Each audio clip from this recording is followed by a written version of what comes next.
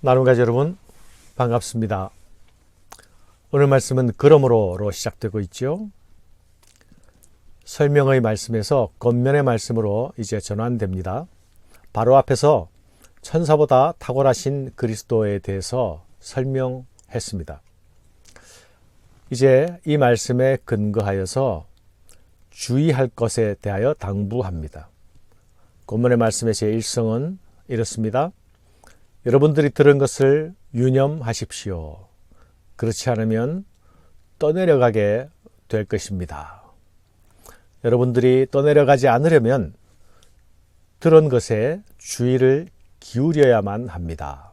라고 말씀하는 것입니다. 사랑하는 여러분, 신앙생활은 항해하는 배에 비유될 수 있습니다. 떠내려가는 것은 마치 표류하는 배와 같은 것이죠.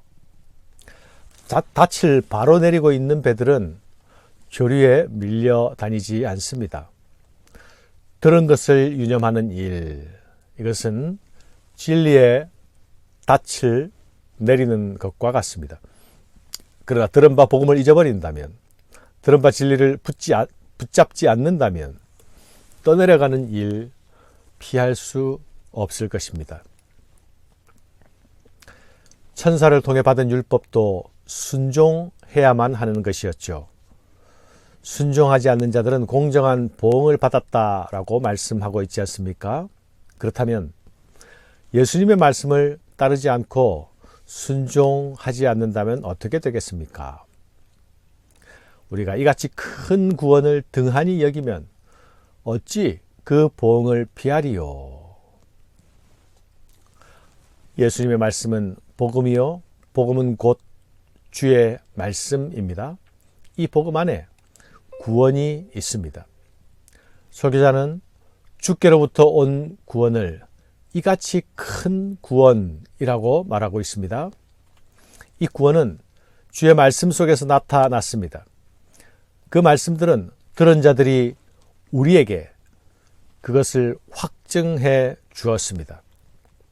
이것은 복음에 대한 사도들의 증언을 말하는 것입니다. 그러나 복음은 사도들만의 확증이 아니라 하나님과 성령께서도 증언해 주신 것입니다. 그러므로 큰 구원의 복음은 사도들과 삼위 하나님이 함께 증거한 것입니다. 그것보다 더 든든한 것이 없겠지요. 그런데 복음은 기쁜 소식이지만 또한 긴장을 요구하는 것이기도 합니다. 복음을 붙들고 그 안에서 뿌리를 내리지 않으면 떠내려갈 수 있기 때문입니다. 사랑하는 여러분, 1세기 유대 기독교인들이 유대교로 다시 돌아가지 않기 위해서 복음을 반드시 유념하고 주의해야만 했다면 우리는 어떻습니까? 우리를 혹시 복음 이전으로 돌아가게 만드는 것들이 있습니까? 혹시 팬데믹 기간 동안에 신앙생활의 퇴조를 경험한 분들은 없습니까? 우리가 신앙생활 중 만나게 된 이런저런 문제들이 혹시 우리를 과거로 돌아가도록 밀어붙이지는 않습니까? 혹시 우리가 복음 이전으로 돌아가는 것이 더 안전하겠다, 그렇게 생각되어지지는 않습니까? 그런데 정말 과거로 돌아가는 것이 지금보다 더 자유롭고 더 편리한 것입니까? 만일 우리를 흔들고 있는 것들이 있다면 우리는 진지하게 다시 생각해 보아야 합니다. 무엇이 진정한 생명에 속한 것인지, 무엇이 진정한 본질에 속한 것인지를 다시 살펴보아야 합니다. 붙들어야 할 것과 놓아버려야 할 것을 분별해야 하는 것입니다. 우리는 더 편한 것, 더 편리한 것보다 더 탁월한 것 붙들어야 합니다. 생명에 속한 것, 진리에 속한 것, 본질에 속한 것을 붙들어야 합니다. 우리가 가진 복음은 결코 소홀히 여길 수 없는 것입니다. 오늘 여러분은 말씀이신 그리스도에게 어떻게 반응하고 있습니까? 예수 그리스도 안에 있는 큰 구원과 비교할 수 있는 것은 아무것도 없음을 다시 기억해야 하겠습니다. 사랑하는 여러분, 우리가 받은 구원을 붙드는 일은 진정한 승리의 편에 서는 길임을 여러분 아시죠? 그리스도야말로 영광과 존귀로 관을 쓰신 분이십니다. 그리스도는 죽음과 고난을 받으심으로 승리자가 되셨습니다. 고난을 통해 영광과 존귀를 받으셨습니다. 이제 장차 올 세상은 천사들이 다스리는 세상이 아니라 그리스도께서 다스리는 세상입니다. 하나님께서 만물을 그에게 복종하게 하셨기 때문입니다. 육신을 입고 이 땅에 오신 예수 그리스도를 통해 시작된 하나님 나라, 이제 그분이 보좌 우편에 앉아 통치하는 나라가 되었습니다.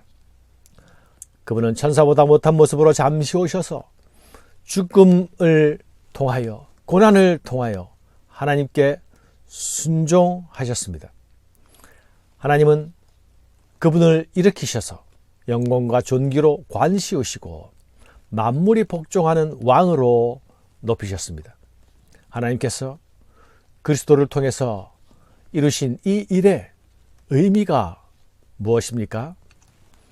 하나님의 은혜로 말미암아 모든 사람을 위하여 죽음을 맛보려 하심이라. 예수님의 낮아지심과 존귀케 되심이 우리를 위한 일임을 여러분 알고 있습니까? 예수 사건은 하나님께서 구속사역을 통해서 새롭게 창조하시려는 새 창조 사건이 아닙니까? 예수님의 신분의 변화는, 예수님의 높아지심은 하나님께서 변화시키려 하시는 바로 우리 인간의 모습인 것입니다. 하나님은 우리를 천사보다 잠시 못한 존재에서 영광에 이르는 존재로 우리를 새롭게 높이시고 새롭게 창조하시기를 원하십니다. 이 새 창조 사건은 오직 예수 안에서만 일어납니다. 예수를 통하지 않고서 누구도 새로운 피조물이 될 수 없습니다. 우리가 하나님의 기쁘신 뜻 안에서 하나님의 영광스러운 초대에 응하게 되는 길은 예수 안에만 있습니다. 이것이 우리가 예수께 순종해야만 하는 이유입니다. 말씀에 순종해야 하는 이유입니다. 그 말씀에 순종하지 않고 그를 따를 수 없습니다. 말씀에 순종하고 따르는 자들에게 예수가 길이 됩니다. 그리스도께서 누리신 영광에 참여하는 길도 그분을 따라가는 그 길 안에 있습니다. 예수께서 죽음과 고난으로 하나님께 순종했듯이 우리가 예수의 말씀에 순종해야 할 이유입니다. 다른 길은 없습니다. 다른 구원도 없습니다. 예수님은 이 큰 구원의 길을 몸소 우리에게 보여주셨습니다. 우리에게 보여주신 이유는 우리로 따라오게 하기 위함입니다. 예수는 우리의 모범이 되신 것입니다. 사람이 무엇이기에 주께서 그를 생각하시며 인자가 무엇이기에 주께서 그를 돌보시나이까? 그를 하나님보다 조금 못하게 하시고 영화와 존귀로 관을 씌우셨나이다. 주의 손으로 만드신 것을 다스리게 하시고 만물을 그 발 아래 두셨으니 여호와 우리 주여, 주의 이름이 온 땅에 어찌 그리 아름다운지요. 히브리 설교자는 시편 8편의 말씀을 예수님께 적용시켜 말했습니다.